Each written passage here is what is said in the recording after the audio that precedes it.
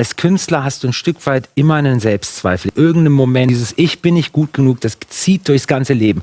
Er ist der Rockstar der Violine, ein Mann, der klassische Musik in Stadionshows verwandelt hat. Aber jetzt erschüttern David Garretts Worte seine Fans bis ins Mark. Nach Jahren fesselnder Auftritte, weltumspannender Tourneen und elektrisierender Konzerte hat er eine herzzerreißende Ankündigung gemacht. Eine, die das Ende seiner Karriere bedeuten könnte, und alles begann mit einer niederschmetternden Diagnose. Kommentar unten: Wenn Sie David Garrett schon einmal live oder online gesehen haben, schreiben Sie eine 1 in die Kommentare. Wenn Sie ihn noch nicht gesehen haben, geben Sie eine 0 ein und lassen Sie uns Ihnen zeigen, warum dieser Moment so wichtig ist. Wir wollen die emotionale Wahrheit hinter David Garretts plötzlichem Abschied aufdecken und was dies für die Fans bedeutet, die ihm in der ganzen Welt gefolgt sind. Der Moment, in dem David Garrett seine Diagnose mitteilte.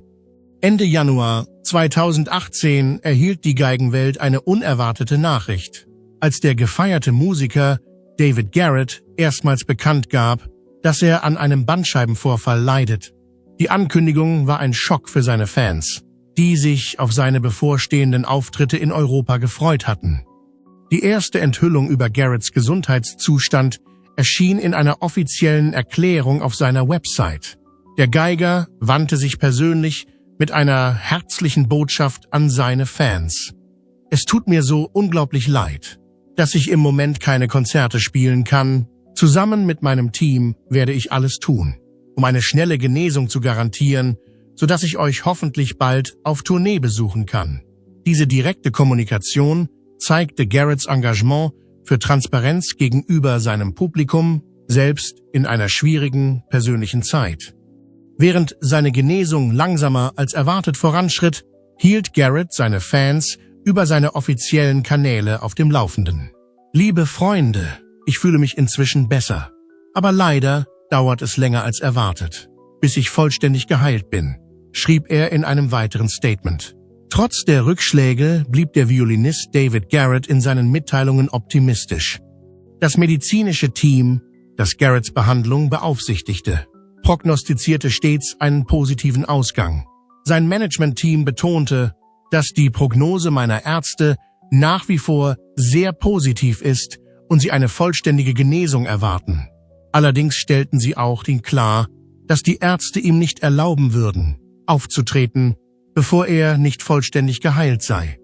Zunächst wurden nur eine Handvoll Auftritte abgesagt, doch als die Schwere der Erkrankung immer deutlicher wurde, wuchs die Liste der verschobenen Konzerte. Bis Mitte 2018 hatte Garrett 25 Konzerte wegen der Erkrankung abgesagt, die in mehreren Ländern stattfanden. Zu den wichtigsten Absagen gehörten seine Auftritte mit den Münchner Philharmonikern am 14. Juli, dem Rundfunk-Sinfonieorchester Berlin am 16. Juli und dem Mariinsky-Orchester unter Valery Gergiew beim renommierten Gstaad Menuhin Festival, das für den 25. August geplant war. Außerdem gaben die Organisatoren bekannt, dass Garretts für den 14. April geplantes Konzert in Moskau nicht stattfinden würde. Weitere Auftritte in Monaco, Basel, Luxemburg und Dresden mussten in diesem Zeitraum ebenfalls abgesagt werden. Der Umfang dieser Absagen verdeutlichte die Schwere seines Zustands und den langwierigen Genesungsprozess, der vor ihm liegt. Als die Nachricht von Garretts Diagnose bekannt wurde, brachten Fans auf der ganzen Welt ihre Sorge und Unterstützung zum Ausdruck. Die Plattformen der sozialen Medien wurden mit Glückwünschen für den geliebten David Garrett Violin Tour Star überschwemmt. Sein Management bestätigte diese Welle der Zuneigung mit den Worten: Ich möchte euch für all eure aufmunternden und liebevollen Nachrichten danken. Die Ankündigung führte jedoch auch zu einigen irreführenden Informationen. Einige Online-Quellen übertrieben den Schweregrad von Garretts Zustand und bezeichneten ihn in einer Schlagzeile fälschlicherweise als lebensbedrohlich. Diese Fehlinformation sorgte kurzzeitig für Panik unter seiner treuen Fangemeinde, bis zuverlässige Quellen die tatsächliche Art des Bandscheibenvorfalls klärten. Die meisten Fans reagierten mit Verständnis und Geduld. Besonders solidarisch zeigte sich die David Garrett Violin YouTube-Gemeinde, die ihre Lieblingsauftritte teilte und Genesungswünsche schickte. Viele drückten ihre Bereitschaft aus, auf seine Rückkehr zu warten, anstatt Rückerstattungen für abgesagte Shows zu fordern. Die Medienberichterstattung konzentrierte sich zunächst auf die unmittelbaren Konzertabsagen in Parma, Graz, Luzern, Kiew und Sofia. Im Laufe der Zeit verlagerte sich die Aufmerksamkeit auf die lange Genesungsphase und die möglichen Auswirkungen auf die Musiklandschaft von David Garrett. The Strad, eine angesehene Publikation für klassische Musik, verfolgte seinen Gesundheitszustand und stellte fest, dass die langwierige Genesung zu einer fast 8-monatigen Pause von der Konzertbühne führen würde. Die Konzertveranstalter bemühten sich sehr, den Karteninhabern entgegenzukommen. So wurden beispielsweise die beiden in Bukarest geplanten Konzerte nicht abgesagt, sondern auf September verschoben, um Garretts Genesung nach seiner Bandscheibenoperation zu ermöglichen. Dies zeigte das Vertrauen der Branche in seine Rückkehr. Während dieser schwierigen Zeit hielt Garretts Management eine offene Kommunikation mit den Fans aufrecht. Wir bitten weiterhin um Ihr Verständnis und Ihre Geduld, dass David erst auftreten kann, wenn er vollständig genesen ist. Diese Transparenz trug dazu bei, das Vertrauen der Öffentlichkeit trotz der enttäuschenden Nachrichten über weitere Verschiebungen aufrechtzuerhalten. Die Gesundheit des Geigers wurde zum Hauptanliegen sowohl seines Teams als auch seiner Fans. Sein Management stellte klar, im Moment ist das Wichtigste, dass ich mich um mich selbst kümmere und meinem Körper die nötige Zeit gebe, sich vollständig zu regenerieren. Dieses Gefühl wurde in der gesamten David Garrett Violin Community aufgegriffen, in der die Fans das Wohlergehen des Künstlers konsequent über ihren Wunsch stellten, ihn auftreten zu sehen. Ein Rückblick auf David Garretts Geigenreise. David Garrett am 4. September 1980 in Aachen geboren und zeigte schon in jungen Jahren ein außergewöhnliches musikalisches Talent. Der Sohn eines deutschen Juristen und einer amerikanischen Prima-Ballerina begann bereits im Alter von 4 Jahren mit dem Geigenspiel, nachdem sein Bruder eine Geige geschenkt bekommen hatte. Seine natürliche Begabung für das Instrument wurde sofort deutlich. Das Talent des jungen Garrett entwickelte sich in einem bemerkenswerten Tempo. Im Alter von 7 Jahren studierte er bereits am Lübecker Konservatorium. Seine erstaunlichen Fähigkeiten brachten ihm die Anerkennung als jüngster Solist ein, der im Alter von nur 13 Jahren einen Exklusivvertrag mit der Deutschen Grammophon unterzeichnete. Dieser Meilenstein markierte den Beginn einer glanzvollen Violinkarriere von David Garrett. Der entscheidende Moment in seiner formalen Ausbildung kam, als er im Alter von 17 Jahren an der renommierten Juilliard School in New York City aufgenommen wurde. Unter der Anleitung des berühmten Geigers Itzhak Perlman verfeinerte Garrett seine klassische Technik und entwickelte gleichzeitig seinen einzigartigen Aufführungsstil. Während seiner Zeit an der Juilliard School unterstützte Garrett sich selbst, indem er als Model arbeitete, ein frühes Anzeichen für den Crossover-Appeal, der später seine Karriere bestimmen sollte. Diese Zeit prägte nicht nur sein musikalisches Können, sondern auch sein Verständnis von öffentlichem Image und künstlerischer Performance. Im Laufe seiner Ausbildung begann Garrett damit zu experimentieren, klassische Kompositionen mit zeitgenössischen Klängen zu vermischen. Dieses Experimentieren wurde schließlich zu seinem Markenzeichen als Violinist David Garrett. Im Gegensatz zu vielen Klassikpuristen machte er sich Elemente aus Rock, Pop und sogar Heavy Metal zu eigen und schuf so Arrangements, die ein breiteres Publikum jenseits der traditionellen klassischen Musik ansprachen. Garretts Karriereweg änderte sich dramatisch mit der Veröffentlichung von Virtuoso im Jahr 2007, seinem ersten Album, das sich an ein Crossover-Publikum richtete. Das Album enthielt klassische Stücke, die mit moderner Sensibilität neu interpretiert wurden. Der Erfolg des Albums machte ihn zu einer Pionierfigur, die die klassische Tradition mit zeitgenössischem Flair verbindet. Nach diesem Durchbruch veröffentlichte Garrett 2008 Encore, das seinen Ruf für innovative Arrangements weiter festigte. Das Album erreichte in mehreren Ländern Platz 1 der Klassikcharts und machte seine Musik einem noch breiteren Publikum bekannt. Sein Geschick bei der Auswahl von Stücken, die technische Brillanz zeigen und gleichzeitig zugänglich sind, erwies sich als kommerzieller Erfolg. Nach diesen Erfolgen weiteten sich die Erfahrungen der David Garrett Violin Tournee erheblich aus. Er begann, in größeren Veranstaltungsorten aufzutreten, die traditionell für Rock- und Popkonzerte reserviert waren, anstatt sich auf klassische Konzertsäle zu beschränken. Dieser strategische Ansatz ermöglichte es ihm, ein jüngeres Publikum zu erreichen, das andernfalls vielleicht nie klassische Aufführungen besuchen würde. Sein 2010 erschienenes Album Rock Symphonies war vielleicht sein ehrgeizigstes Crossover-Projekt mit Violininterpretationen von Rockklassikern von Nirvana, Metallica und Aerosmith. Das Album demonstrierte seine Vielseitigkeit und brachte Rockfans klassische Elemente nahe und umgekehrt. Die YouTube-Präsenz von David Garrett Violin wuchs in dieser Zeit enorm. Seine Darbietungen von Smooth Criminal und Thunderstruck wurden millionenfach aufgerufen und schufen virale Momente, die über das traditionelle Marketing für klassische Musik hinausgingen. Diese Videos dienten als Einstiegspunkt für neue Fans, die die klassische Violine über bekannte Melodien entdeckten. Über die Musikaufnahmen hinaus wurden Garretts Live-Auftritte für ihre Energie und ihr visuelles Spektakel bekannt. Im Gegensatz zu traditionellen klassischen Konzerten zeichneten sich seine Konzerte durch dynamische Beleuchtung, Bewegung auf der Bühne und begeisterte Publikumsbeteiligung aus.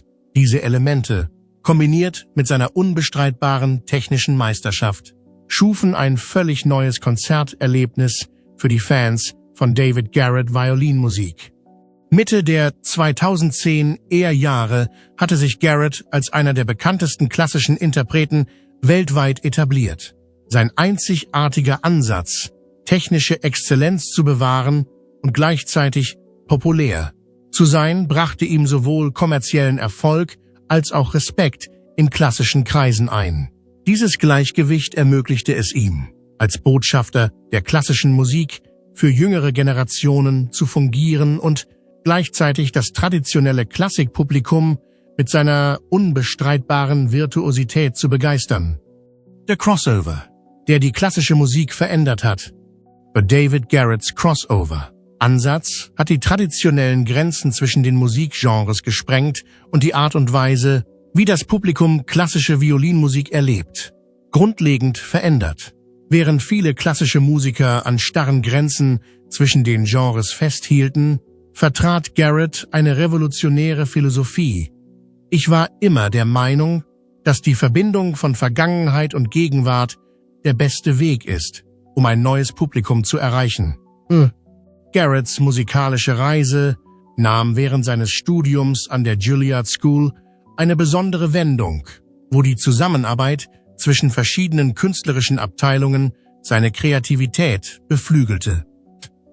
Ein Teil der Inspiration für den Einstieg in den Crossover-Markt kam von meinem Studium in New York, erklärt er. Es gab so viel Zusammenarbeit zwischen den verschiedenen Abteilungen. Ich erinnere mich, dass viele Tanzgruppen an der Juilliard School nach klassischen Instrumentalisten suchten, um Musik für ihre Auftritte zu liefern. Diese Erfahrung brachte ihn dazu, mit populärer Musik auf der klassischen Geige zu experimentieren. Anstatt diese Experimente als Beeinträchtigung seiner klassischen Qualifikationen zu betrachten, nahm Garrett sie mit ganzem Herzen an. Die meisten klassischen Musiker, die ich kenne, hören und genießen zeitgenössische Musik. Aber einige werden von der konservativen Vorstellung zurückgehalten, dass populäre Musik minderwertig ist, bemerkte er. Sein 2008 erschienenes Album Encore verfolgte gezielt das Ziel, junge Menschen für klassische Musik zu begeistern. Es enthielt eigene Kompositionen und Bearbeitungen von Stücken, die seine musikalische Entwicklung beeinflusst hatten. Dieser Ansatz spiegelte zweifellos seine Überzeugung wider, dass klassische Musik immer dazu gedacht war, die Stimmung zu heben und die Menschen zu unterhalten. Die Auftritte des Violinisten David Garrett entziehen sich konventionellen klassischen Konzertformaten. Er tritt mit einer Band auf, die aus Keyboard, Gitarre und Schlagzeug besteht und gibt Konzerte, die klassische Sonaten mit Klavierbegleitung ebenso umfassen wie Arrangements von Rocksongs und Filmthemen. Ich versuche einfach, hier und da etwas mit dem zu mischen, was ich auch klassisch mache, erklärt Garrett. Sein kreativer Prozess besteht darin, etwas Bekanntes zu nehmen und es umzuwandeln. Vielleicht nehme ich einen populären Rocksong und orchestriere ihn ein bisschen mehr. Oder ich nehme etwas Barockes, wie den letzten Satz aus dem Sommer von Vivaldi, und verdrehe es ein bisschen. Dieser Ansatz schuf das, was Kritiker eine neue Art von Genre nannten, in dem die Musik zu etwas Unverwechselbarem verschmilzt. Garrett drückte es so aus, es war etwas, das sich natürlich anfühlte und im Laufe der Jahre wuchs. Die YouTube-Präsenz von David Garrett Violin zeigt die bemerkenswerte Wirkung seines Crossover-Ansatzes auf jüngere Generationen. Seine Darbietungen von Stücken wie Thunderstruck wurden millionenfach angeklickt und schufen einen neuen Zugang zur klassischen Musik für Zuschauer, die sich sonst vielleicht nie mit diesem Genre beschäftigen würden. Bemerkenswerterweise entdeckte Garrett, dass junge Menschen begeistert auf seinen experimentellen Ansatz reagierten. Ich merkte schnell, wie sehr junge Leute diesen Ansatz liebten. Viele von ihnen hatten nicht gewusst, dass dies auf einem klassischen Instrument möglich ist, bemerkte er. Diese Erkenntnis trieb ihn dazu an, die klassische Musik jüngeren Bevölkerungsschichten näher zu bringen. Seine Konzerte sind pädagogische Erfahrungen, die in Unterhaltung verpackt sind. Im Grunde sind meine pädagogischen Konzerte meine eigentlichen Konzerte, erklärt er. Ich spreche immer über Musik, erkläre immer, was ich mache, was meine Einflüsse sind, warum ich etwas so arrangiert habe. Der Beweis für seinen Erfolg beim jüngeren Publikum ist vor allem in Europa und Asien zu finden.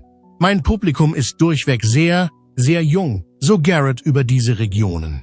Seine Herangehensweise ist besonders erfolgreich bei seinen Generationsgenossen. Mein Lieblingspublikum ist meine Generation. Leute zwischen 20 und noch jünger. Garrett hat seine Crossover-Auftritte ausdrücklich so konzipiert, dass sie eine Brücke zwischen den musikalischen Welten schlagen. Man baut eine Brücke zu einem Publikum, das vielleicht ein wenig zögert, diese Art von Musik zu hören, erklärt er. Das ultimative Ziel geht über die bloße Unterhaltung des Publikums mit vertrauten Melodien hinaus. Wenn alles gut läuft und sie sich in die Musik verlieben, denke ich, dass sie auf jeden Fall offen sind, den nächsten Schritt zu machen und sich vielleicht der klassischen Musik zuzuwenden. Denn das ist im Grunde der Plan. Die David Garrett Violin Music Journey ist eine bewusste Strategie, um das Interesse an klassischen Kompositionen wiederzubeleben.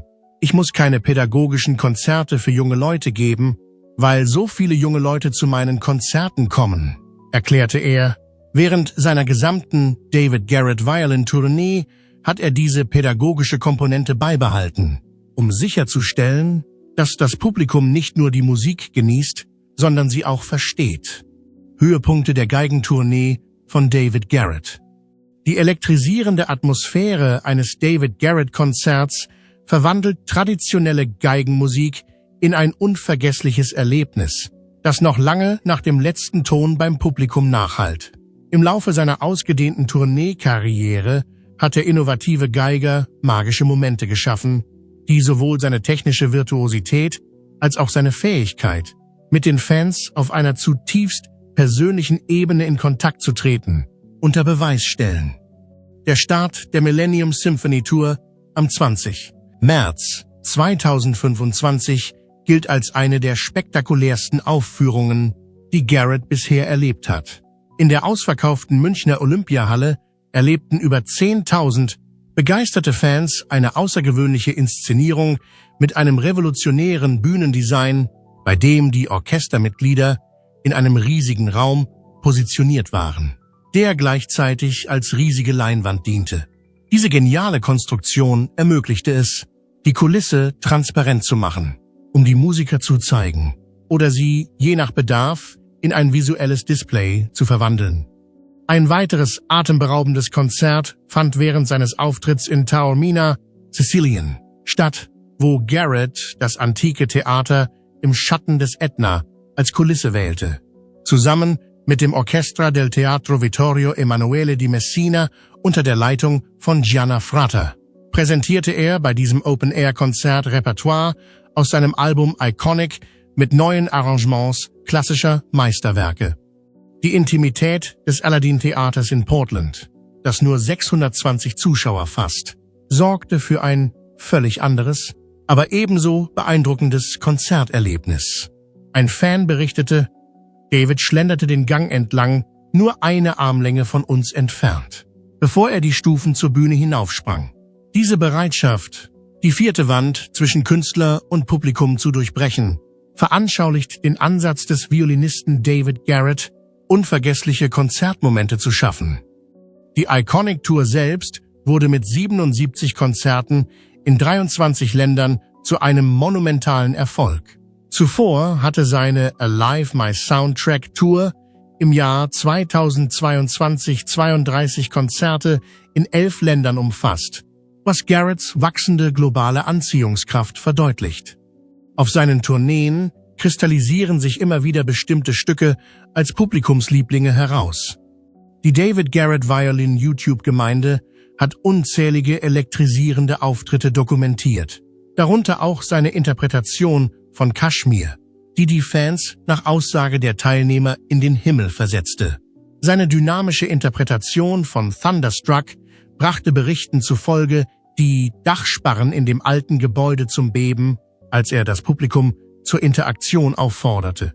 Auf der Millennium Symphony Tour hat Garrett zeitgenössische Hits durch eine klassische Brille neu interpretiert. Er führte Harry Styles As It Was auf, als sei es von Mozart geschrieben worden, während Ed Sheerans The Joker and the Queen eine an Rachmaninow erinnernde Bearbeitung erfuhr.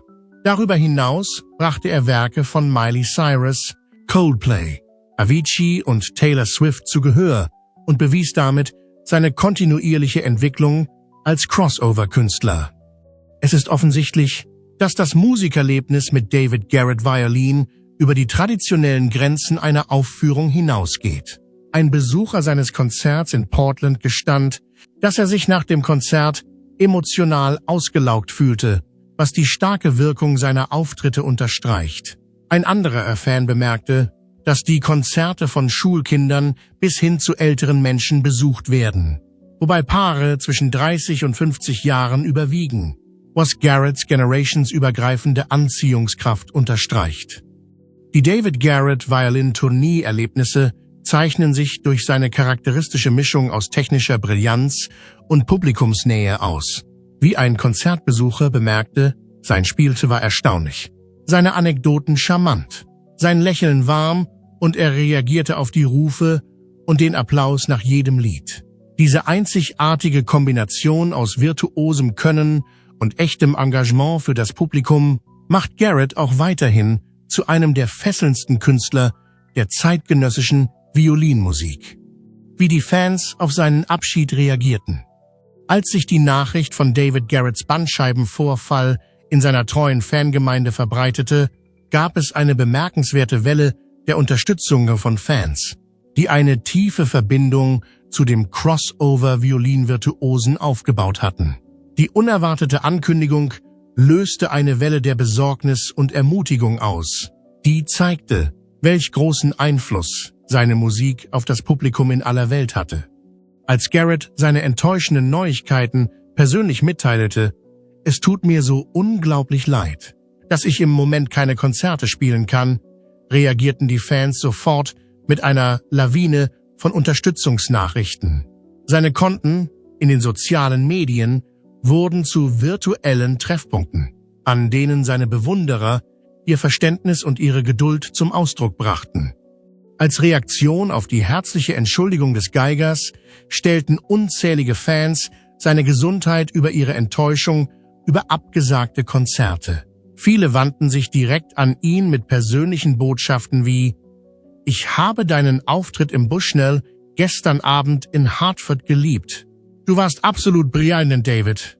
Andere forderten ihn auf, sich ganz auf seine Genesung zu konzentrieren. Im Moment ist es das Wichtigste, auf sich selbst aufzupassen. Die Unterstützung wurde noch intensiver, als sein Management die Fans über seinen Zustand auf dem Laufenden hielt. Nach der Ankündigung, dass seine Genesung länger dauert als erwartet, schickten seine Fans noch mehr aufmunternde Nachrichten, woraufhin sein Team bestätigte: Ich möchte euch sehr für all eure ermutigenden, liebevollen Nachrichten danken. Als irreführende Informationen über seinen lebensbedrohlichen Zustand kursierten, versammelten sich die Fans schnell, um genaue Informationen zu verbreiten und die Verbreitung von Fehlinformationen zu bekämpfen. Dies zeigte, dass sie den von ihnen bewunderten Geiger David Garrett beschützen wollten. Über die digitale Unterstützung hinaus fand die David Garrett Violin Community sinnvolle Wege, um ihre Wertschätzung während seiner Abwesenheit von der Bühne auszudrücken. Viele erzählten, wie seine Auftritte sie persönlich beeinflusst haben.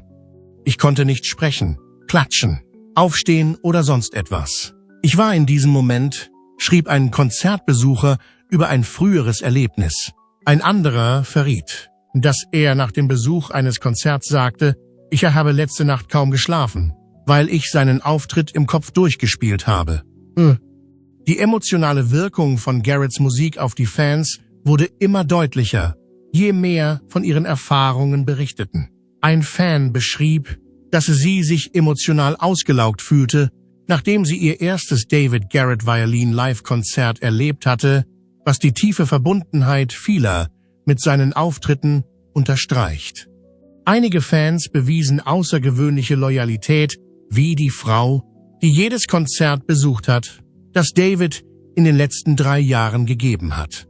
Die Abwesenheit von David Garrett auf seinen Tourneen bedeutete eine große Lücke für seine treuen Anhänger, die ihren Zeitplan um die Termine seiner David Garrett Violintournee herumgestalteten.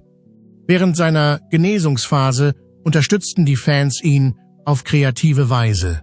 Die David Garrett Violin YouTube-Community teilte und kommentierte aktiv seine früheren Auftritte und hielt das Interesse trotz seiner Abwesenheit von der Bühne aufrecht. Die Videokommentare wurden zu improvisierten Unterstützungsforen, in denen sich die Fans über ihre gemeinsame Bewunderung austauschten.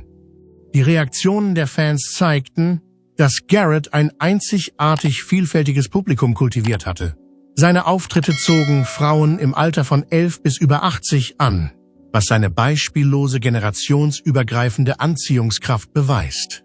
Ein Fan erklärte seine große Beliebtheit so: Er erkennt immer die Arbeit des Orchesters und der anderen Leute an, die neben ihm spielen.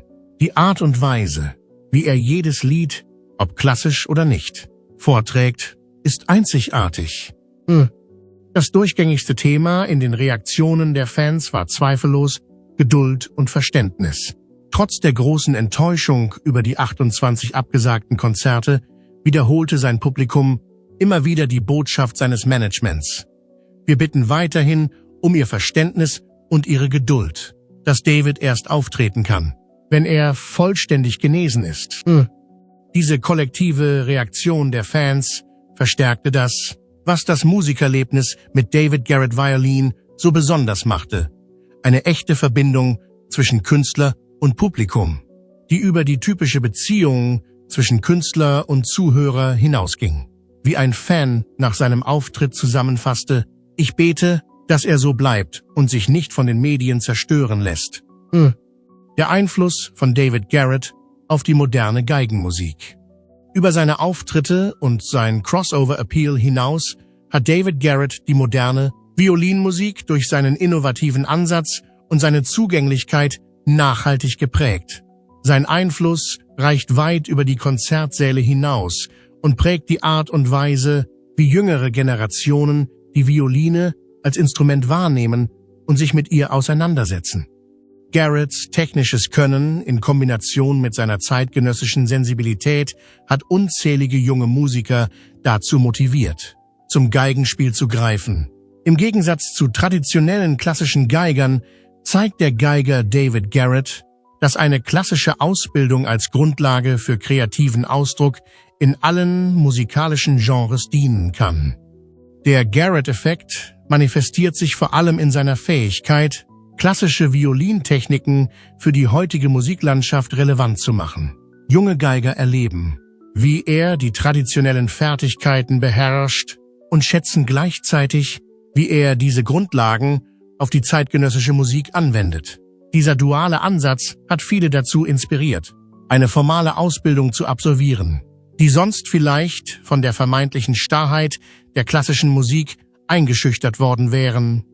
Darüber hinaus widerspricht sein Vortragsstil, er steht, bewegt sich und geht direkt auf das Publikum ein, der traditionellen, statischen Präsentation der klassischen Violine. Dieser dynamische Ansatz hat eine neue Generation von Künstlern dazu ermutigt, die Art und Weise, wie sie mit ihrem Publikum in Kontakt treten, zu überdenken. Das YouTube-Phänomen David Garrett Violin ist eines der erfolgreichsten Beispiele für den klassischen Crossover im digitalen Zeitalter. Seine Videodarbietungen wurden millionenfach angesehen und Interpretationen wie Thunderstruck ziehen Zuschauer an, die von sich aus kaum Geigenmusik hören würden. Diese digitalen Plattformen haben es Garrett im Grunde genommen ermöglicht, die traditionellen Wächter der klassischen Musik zu umgehen. Junge Geiger entdecken seine Darbietungen zuerst im Internet, erkunden dann sein breiteres Repertoire und schließlich die klassische Musik selbst. In erster Linie zeigt seine digitale Strategie ein gründliches Verständnis der modernen Publikumsbindung. Anstatt komplette Konzerte zu veröffentlichen, erscheint die Musik von David Garrett in leicht verdaulichen Abschnitten, die sich perfekt für die heutigen kürzeren Aufmerksamkeitsspannen und die algorithmusgesteuerte Entdeckung eignen. Gleichzeitig vermenschlicht er durch seine Präsenz in den sozialen Medien den Archetypus des klassischen Musikers.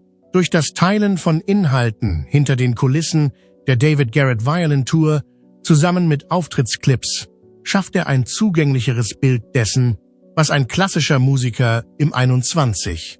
Diese bewusste Herangehensweise an digitale Plattformen dient letztlich seiner erklärten Mission, klassische Techniken über vertraute Zugänge an ein jüngeres Publikum heranzuführen.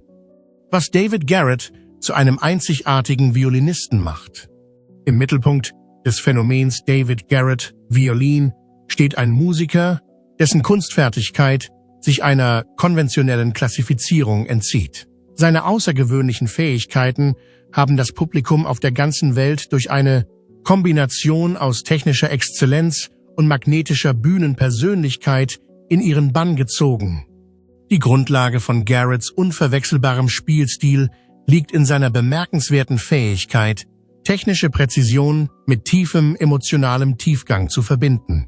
Sein Bogen bewegt sich mit außergewöhnlicher Finesse über die Saiten, eine Fähigkeit, die er durch jahrelanges rigoroses Üben entwickelt hat, während sein ausdrucksstarkes Vibrato und seine nuancierte Phrasierung musikalische Landschaften schaffen, die beim Zuhörer einen tiefen Eindruck hinterlassen. Garrett verfügt über eine ungewöhnliche Vielseitigkeit, die es ihm ermöglicht, mühelos zwischen klassischen Meisterwerken und zeitgenössischen Arrangements zu wechseln.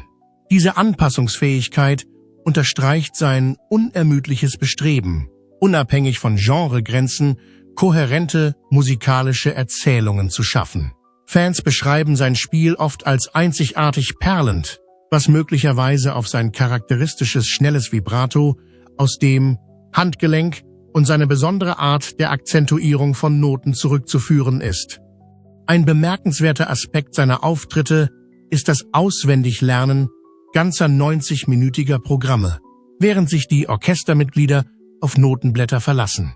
Dieses außergewöhnliche Gedächtnis, gepaart mit seiner Fähigkeit, in riesigen Konzertsälen gegen volle Orchester zu bestehen, zeigt die technische Grundlage für seinen künstlerischen Ausdruck. Über sein technisches Können hinaus strahlt der Violinist David Garrett auf der Bühne eine natürliche Anziehungskraft aus. Wie ein Kritiker bemerkte, kombiniert er das Charisma eines Rockstars mit der Art von Virtuosität, die nur den besten Instrumentalisten unserer Zeit eigen ist. Diese seltene Kombination hat dazu beigetragen, dass er während seiner David Garrett Violin-Tourneen Millionen von Tickets verkauft hat. Sein Ansatz zur Einbeziehung des Publikums verändert die traditionelle Konzertdynamik. Garrett kommuniziert mit Zuhörern und Musikerkollegen durch eine Art Flirt und persönliches Engagement, indem er zwischen den Stücken oft Anekdoten erzählt, die selbst in großen Konzertsälen intime Verbindungen schaffen. Bei seinen Auftritten hält er eine heikle Balance. Er liefert technisch einwandfreie Darbietungen und bleibt gleichzeitig leidenschaftlich ausdrucksstark. Wie Zubin Mehta bemerkte, er nutzt seine Technik und seinen schönen Klang, um der Musik zu dienen, die er spielt. Und das ist sehr wichtig. Das Vermächtnis, das er hinterlässt. Mit Millionen von weltweit verkauften Alben und zahllosen Auszeichnungen geht David Garretts Vermächtnis weit über seine innovativen Auftritte hinaus. Der Geigenvirtuose hat die Grenzen der klassischen Musik neu definiert und sich dabei sowohl beim Mainstream-Publikum als auch bei traditionellen Institutionen Anerkennung verschafft. Im Laufe seiner Karriere hat Garrett eine beeindruckende Sammlung prestigeträchtiger Auszeichnungen angesammelt. Allein 2023 erhielt er den Opus Classic Award als Bestseller, die des Jahres für sein Album Iconic und den Taubuk Award für seine Biografie If You Only Knew. In seinem Trophäenschrank befinden sich der Europäische Kulturpreis 2021, der BZ Kulturpreis 2020 und der Frankfurter Musikpreis 2017. Zu Beginn seiner Karriere wurde Garrett 2008 mit dem begehrten Echo Klassik für Klassik ohne Grenzen ausgezeichnet, der seine bahnbrechende Arbeit als Brückenbauer zwischen den Musikgenres würdigt.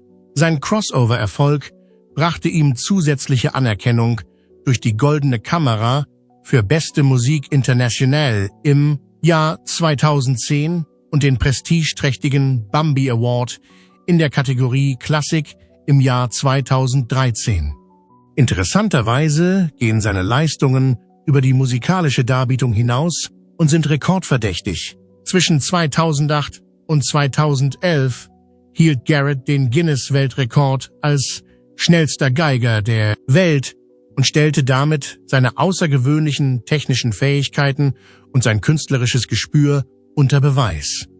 Der Violinist David Garrett hat atemberaubende Zahlen angehäuft, die seinen kulturellen Einfluss beziffern: über 4,5 Millionen verkaufte Alben, mehr als 5,65 Milliarden Streams weltweit und 25 Gold- und 17 Platin-Auszeichnungen in verschiedenen Märkten wie Hongkong, Deutschland, Mexiko, Taiwan, Brasilien und Singapur. Historisch gesehen positioniert sich Garrett in der evolutionären Tradition der klassischen Musik. Wenn man auf die Musikgeschichte zurückblickt, haben sich große Musiker immer von der Vergangenheit inspirieren lassen und dabei ihre eigenen Gedanken und die populäre Musik und kulturellen Referenzen ihrer Zeit integriert. Er zitierte häufig Vorgänger wie Paganini, Wieniawski, Sarasate, Issei, Kreisler und Heifetz, die in ähnlicher Weise populäre Melodien als Grundlage für ihre Kompositionen verwendeten. Sein Vermächtnis besteht vor allem darin, die klassische Musik für jüngere Generationen zu öffnen.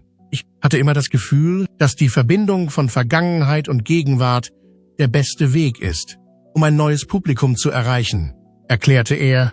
Diese Philosophie manifestierte sich in seiner David Garrett Violin YouTube-Präsenz und in innovativen Tourneeformaten, die vor allem ein jugendliches Publikum anzogen. Letztlich zeichnet sich Garretts Vermächtnis dadurch aus, dass er die künstlichen Grenzen zwischen den Musikgenres aufhebt. In seinen Worten: Es ist eine wunderbare Zeit heutzutage. Die Menschen lassen sich nicht auf bestimmte Musikrichtungen festlegen. Sie haben einen breiteren Musikgeschmack. Mit diesem Ansatz hat er bewiesen, dass echte Kunst tatsächlich unvergänglich ist. Jetzt wollen wir von Ihnen hören. Was ist Ihr Lieblingsauftritt von David Garrett? Welche Erinnerungen verbinden Sie damit? Schreibt eure Antwort in die Kommentare unten. Lasst uns David zeigen, dass seine Musik immer noch in unseren Herzen spielt, auch wenn er gerade nicht spielen kann. Und wenn Sie diese Geschichte berührt hat, klicken Sie auf Gefällt mir, abonnieren Sie sie und klingeln Sie bei uns, denn manche Geschichten verdienen es, von allen gehört zu werden.